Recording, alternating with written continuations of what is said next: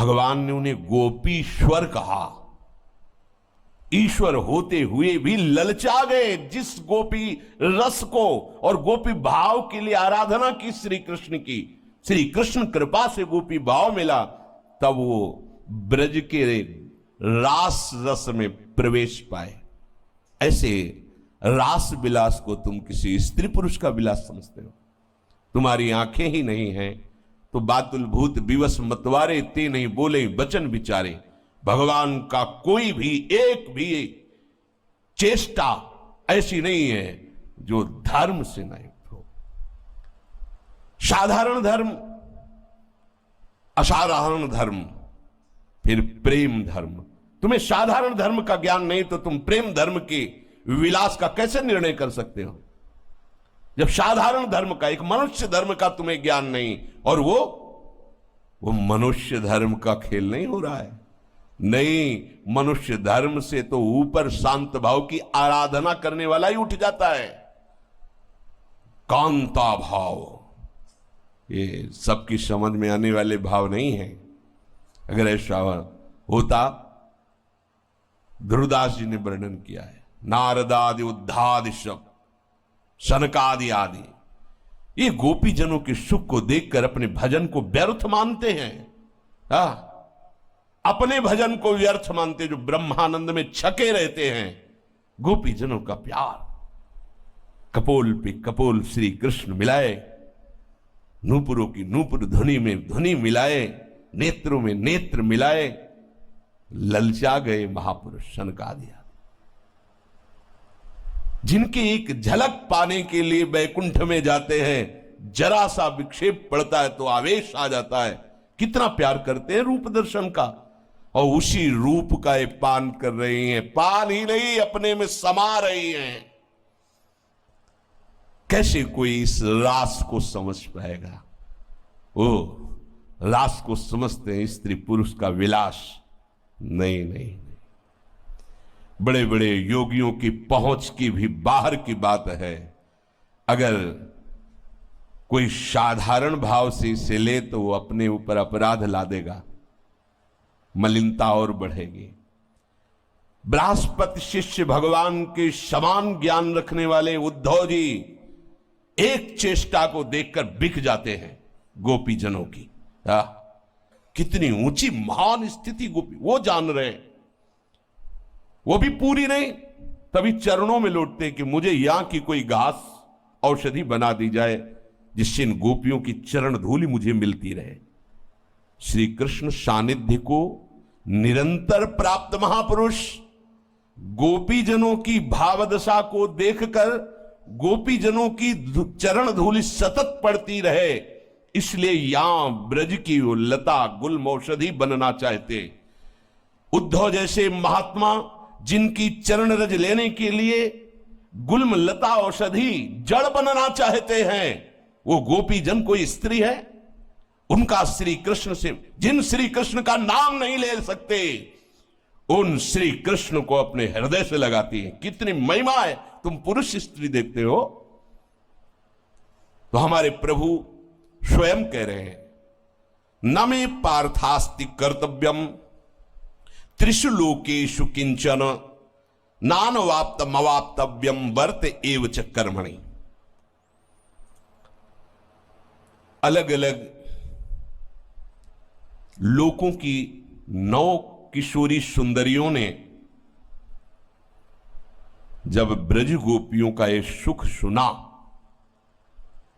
क्योंकि भगवान की जो ब्रज लीला तो संपूर्ण लोकों में नारद जैसे बड़े बड़े महात्मा गान करते, बड़े बड़े राजाओं की सभा में, यहां वर्तमान लीला को, उन लीलाओं को सुनकर उन 9 किशोरी सुंदरियों ने सोचा, क्या मुझे भी पति रूप में श्री कृष्ण प्राप्त हो सकते हैं? बड़े बड़े महात्माओं से प्रश्न किया, उनका हां, वो ऐसे नहीं प्राप्त हो सकते कि तुम्हारे पिता जाएं और पानी ग्रहण के लिए प्रार्थना करें, ऐसे नहीं प्राप्त होंगे। इतनी सामर्थ्य ही नहीं किसी में। वो तो भगवान की जो दिव्य सहचारिणी शक्तियां हैं वही प्रकट हुई अष्टपट रानियों के रूप में। बड़े बड़े महात्माओं ने, देवर्षि नारद जैसे सब ने बताया कि भगवान का एक आंतरिक स्वभाव हम तुम्हें बताते हैं, कमजोरी। यदि तुम भाव से अंदर विकल हो जाओगी तो वो तुम्हें स्वीकार कर लेंगे। तुम्हारी सामर्थ्य नहीं कि वहां पहुंच करके तुम ऐसा कहो, वो विधान बना देंगे। तो नागलोक की, देवलोक की, गंधर्व लोक की, रसातल, पाताल, तलातल, बड़े बड़े इन लोकांतरों की जो सुंदर सुंदर कन्याएं थी, सबने मन में भावना की कि श्री कृष्ण हमें पति रूप में प्राप्त हो। प्रभु ने उस संकल्प को सिद्ध करने के लिए भौमासुर को प्रेरित किया। उसने उन्हीं सुंदरियों का अपहरण किया। ये श्री कृष्ण के लिए नहीं, पर ये लीला बिहारी हैं, बड़े कौतुकी हैं। 16,100 सब लोक बड़ा बलवान, उन्हीं सुंदरियों का अपहरण करके अपनी जेल में डाला लाके। अब वो तो और विकल हो गई कि हमने तो देवर्षि नारद जी से सुना था कि भगवान को प्रीतम रूप से आराधना करने वाले को भगवान निश्चित प्राप्त होते। ये तो महाबली असुर प्रवृत्ति वाला अपहरण करके अपने महल में कैद कर लिया, अब कुछ भी कर सकता है।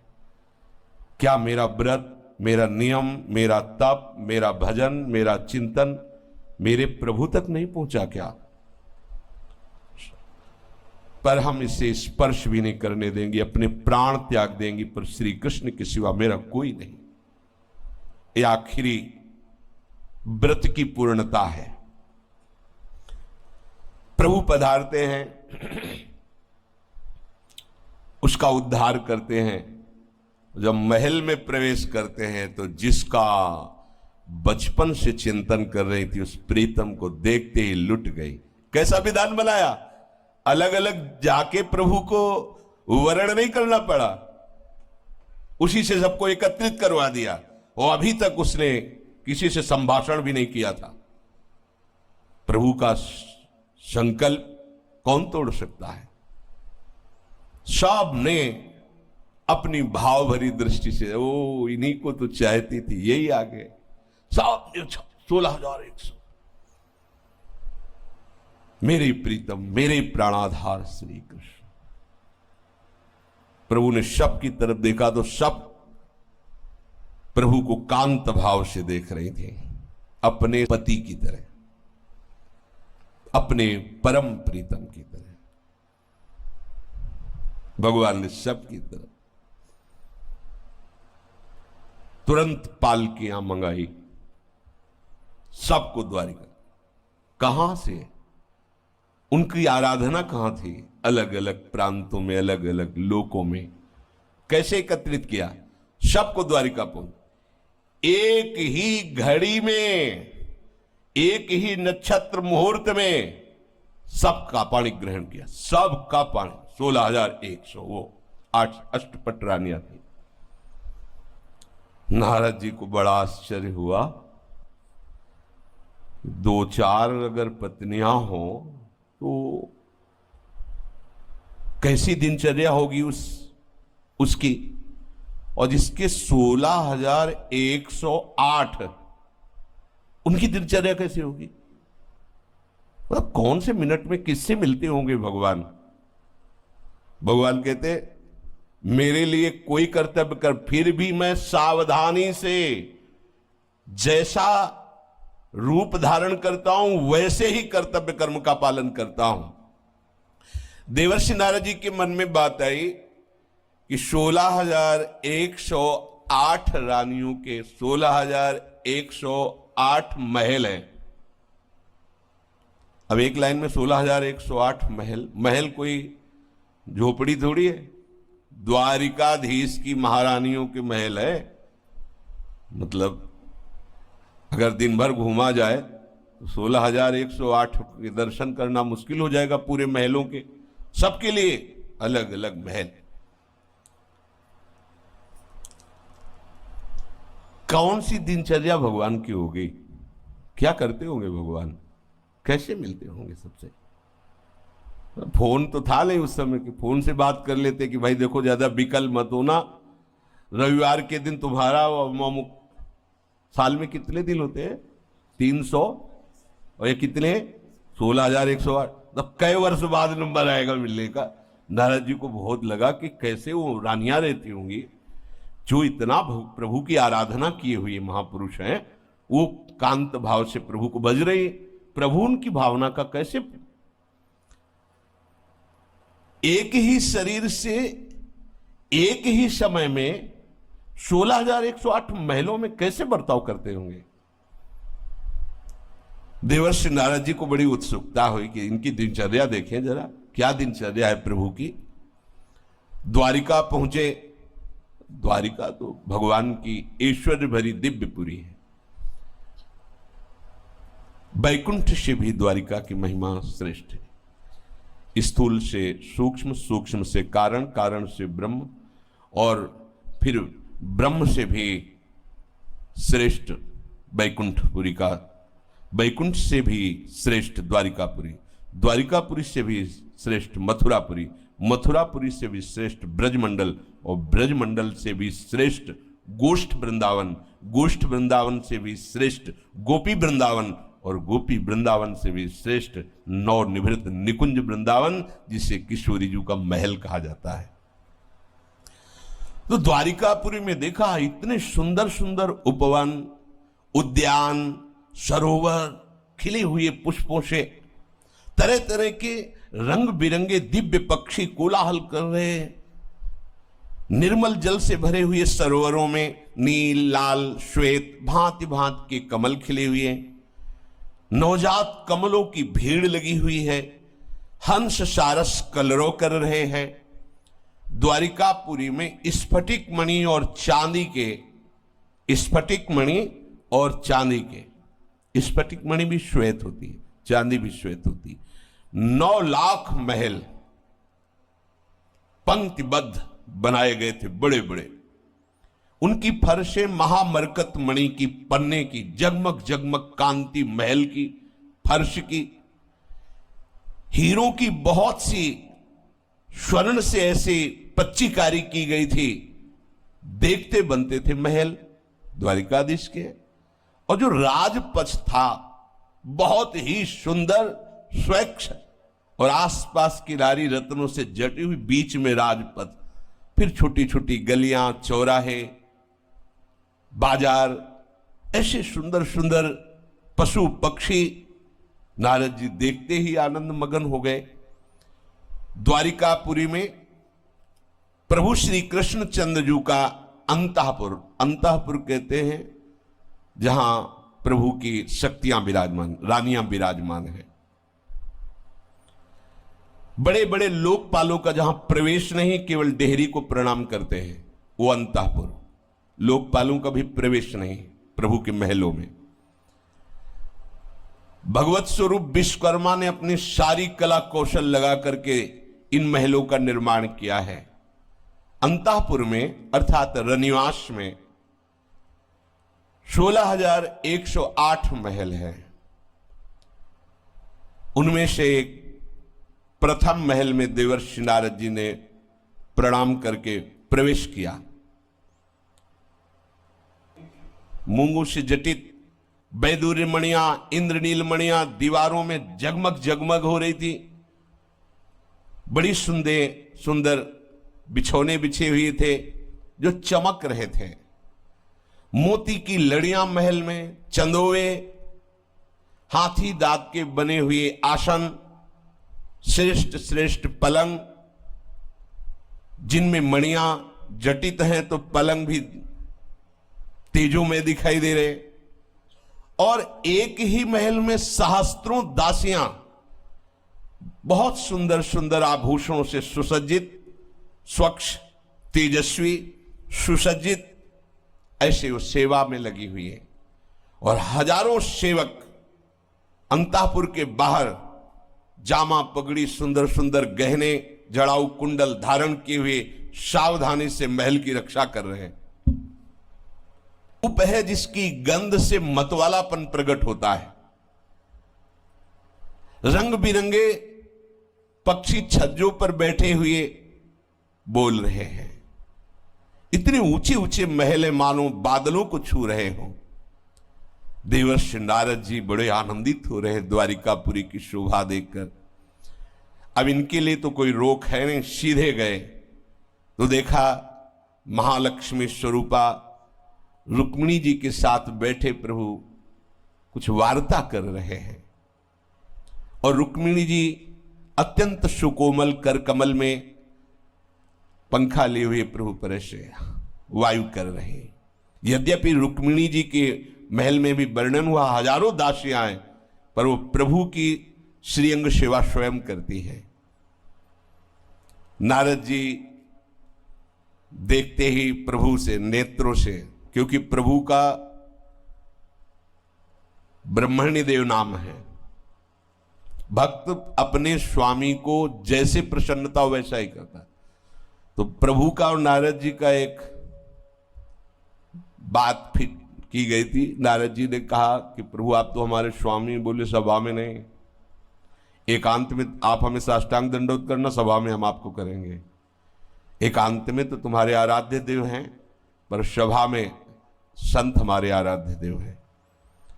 नारद जी को देखते ही बड़ी शीघ्रता पूर्वक प्रभु पलंग से कूद पड़े और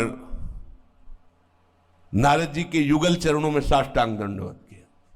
हजारों दास दासियां सब नारद जी कांप रहे कि प्रभु आपकी आज्ञा के कारण चुपचाप खड़ा हो, नहीं तो इस समय मैं आपके चरण पकड़ लेता। द्वारिकाधीश का वो महान मुकुट नारद जी के चरणों में और हाथ जोड़ करके प्रभु खड़े हुए, अहो भाग्य अहो भाग्य, आइए पधारिए। और अपने आसन पर बैठा रहा, अपने आसन पर। परीक्षित इसमें संदेह मत करना। देखो श्री सुखदेव जी कितने सावधान है, कहे कि संदेह मत करना, ये चराचर जगत के परम ईश्वरों के भी ईश्वर जगत गुरु हैं, पर ये आचरण करके दिखाते कि घर संत आवे तो कैसा आदर करना चाहिए। भगवान कहते हैं ना, मेरे लिए कोई कर्तव्य नहीं, फिर भी मैं सावधानी से करता हूं। नारद जी के चरण पकड़े, रुक्मिणी जी से तुरंत कलश में जल, हाँ चरण प्रक्षालन। देखो परीक्षित, जिनके चरण का धोवन गंगा जल सारे जगत को पावन करता है, वो प्रभु नारद जी के चरण पखाड़ रहे हैं। परम भक्त वत्सल, संतों के परम आदर्श प्रभु आचरण करके दिखा रहे हैं। प्रभु संतों को अपना आराध्य देव मानते हैं, संत प्रभु को अपना आराध्य देव मानते हैं। ये तो नारद जी हैं। जगन्नाथ जी स्वयं माधवदास बाबा की सोच भरी लंगोटी को धो धो के समुद्र से ऐसे सुखा रहे, फैला रहे। बाबा की दृष्टि पड़ी कि मुझ अकिंचन गरीब की कौन सेवा कर सकता है। देखा जब अपनी भागवतिक दृष्टि से, तो पीतांबर का फेट कसे हुए स्वयं प्रभु रो पड़े, अरे प्रभु आप इतना गंदा शरीर, इतना प्रभु आप, तुम्हारा और कोई है क्या? वो प्रभु आप किस, बस जिसका मेरे सिवा कोई नहीं, तो मैं ही तो सेवा करूंगा, फिर और कौन करेगा? देख लो, अपने पार्षद को नहीं किसी को आज्ञा की, स्वयं प्रभु श्री कृष्ण जी स्वयं अपने कर कमल से नारद जी के चरण पखार रहे। और अहो भाग्य, ये संत चरणामृत हमारा मंगल करेगा। मंगल भवन प्रभु नारद जी का चरणामृत लेके अपने रुक्मिणी जी के ऊपर महल में छिड़क दो, क्योंकि संत चरणामृत मंगल करता है। सर्वदर्शी पुराण पुरुष जगत गुरु भगवान श्री कृष्ण शास्त्रोक्त विधि से नारद जी की पूजा करते हैं। फिर हाथ जोड़कर अमृत भरे मीठे वचनों से नारद जी का स्तवन करते हैं। प्रभु आप तो पूर्ण हैं, क्योंकि आप संत हैं। समग्र ज्ञान वैराग्य धर्म यश श्री ईश्वर सब आपके आश्रित है। आप आज्ञा कीजिए मैं आपकी क्या सेवा करूं। ऐसा प्रभु ने देवर्षि नारद जी से कहा। नारद जी तो देवर्षि नारद जी ने कहा अद्भुत अद्भुत, क्योंकि जान रहे ना देवर्षि नारद जी कौन। अद्भुत। प्रभु आप समस्त लोगों के ईश्वर हैं, स्वामी हैं, मुझे पता है। ये जो आप कर रहे हो मुझे कोई आश्चर्य भी नहीं हो रहा है, क्योंकि आपके लिए कोई नई बात नहीं है। आप अपने प्रेमी भक्तों से कितना प्यार करते हैं ये भक्तजन ही जानते हैं। प्रभु आप दुष्टों के लिए भयानक काल रूप हैं, तिनका काल रूप में भ्राता, लेकिन भक्तों के लिए आप उनके लाडले हैं। परम यशस्वी, जगत की स्थिति और पालन और लय ये आपकी स्वेच्छा से होता मैं जानता हूं, भली भांति जानता हूं कि आप कौन हैं। प्रभु ये तो मेरे बड़े सौभाग्य की बात है कि मैं आपके श्री चरणों के दर्शन पा रहा हूं। आपके श्री चरण कमल संपूर्ण जगत का परम कल्याण करने में समर्थ है, मोक्ष प्रदान करने में समर्थ है। ओहो, आपके ज्ञान की कोई सीमा नहीं है। भगवान ब्रह्मा शंकर आदि बड़े बड़े आपका केवल चिंतन करते रहते हैं, वो आपका आश्रय लिए हुए हैं, तभी ब्रह्मा जी सृष्टि का सृजन करते हैं, महादेव जी लय करते हैं, और भगवान नारायण पालन करते हैं। प्रभु आप कोई भी लीला करें, पर हम पर तो बस इतनी कृपा करें कि मेरे में सदैव आपकी स्मृति बनी रहे। ये खास बात, मैं सदैव आपके स्मरण में मगन रहूं, चाहे जहां रहूं, चाहे जैसे रहूं, बस आप मुझे स्मृति प्रदान कीजिए, या आपकी याद में मैं डूबा रहूं। प्रभु ने नारद जी को भोग पवाया। नारद जी ने कहा अच्छा, बड़ी शीघ्रता से दूसरे महल में पहुंचे। वहां प्रभु अपनी प्राण प्रिया और उद्धव जी के साथ बैठे हुए चौसर खेल रहे थे। जो ही देखा देवर्षि खड़े हो गए, उद्धव जी भी और सत्यभामा जी भी प्रणाम किया। वैसे ही साष्टांगन, आओ आओ। कब आए नारद जी? अभी पीछे पूरा स्वागत सम्मान, बगल वाले महल में नारद जी देख रहे कोई खिड़की तो है नहीं कि कूद के आ गए, बिल्कुल जैसे पहली बार मिले हो। आप यहां कब पधारे देवर्षि नारद जी? द्वारिकापुरी में कब पधारे आप तो परिपूर्ण आप्त का महात्मा हैं, हम लोग गृहस्थ हैं, अपूर्ण हैं। आप हम जैसे गृहस्थों पर कृपा करने के लिए घर पधारते हैं, अहो भाग्य। भला हम जैसे गृहस्थ आपकी क्या सेवा कर सकते हैं? नारद जी आश्चर्यचकित हो रहे। भगवत स्वरूप नारद, आज कृतार्थ करने के लिए कोई आज्ञा तो कर दीजिए। मुझ सेवक को अपने श्री चरणों की सेवा का अवसर दीजिए, हमारा जन्म सफल हो जाएगा। नारद जी मंद मंद मुस्कुरा रहे। हाँ, ठीक है। बीणाली भागे वहां से, सोचे एक महल छोड़ के आगे वाले में, वहां अगले महल को छोड़कर अगले महल में गए। वहां देखा प्रभु के जो छोटे छोटे बालक हैं उनके साथ प्रभु खेल रहे हैं। फिर प्रणाम, नारद जी सुन नहीं रहे, प्रणाम नमस्कार। 10 महल छोड़ करके फिर गए तो वहां सेवक जन प्रभु के स्नान की तैयारी कर रहे हैं। प्रभु चौकी पे विराजमान है, प्रभु का अभिषेक हो रहा है, स्नान कराया जा रहा है। सेवक जन प्रभु उसी स्थिति में खड़े होके नारद जी को साष्टांग दंड। नारद जी कुछ नहीं सुने, फिर भागे। ओ अगले महल में गए तो वहां प्रभु हवन कर रहे हैं। जो जो वैदिक क्रियाएं हैं उसके अनुसार पंच महायज्ञों के देवताओं की आराधना कर रहे हैं। नारद जी को आओ, प्रणाम भी नहीं कर दिए, नारद जी भागे, क्योंकि 16,108 है ना। और अगले महल में गए तो वहां प्रभु संतों की पंगत करा रहे हैं, बड़े बड़े तपस्वी ब्राह्मण संत जन, और स्वयं प्रभु परोस रहे।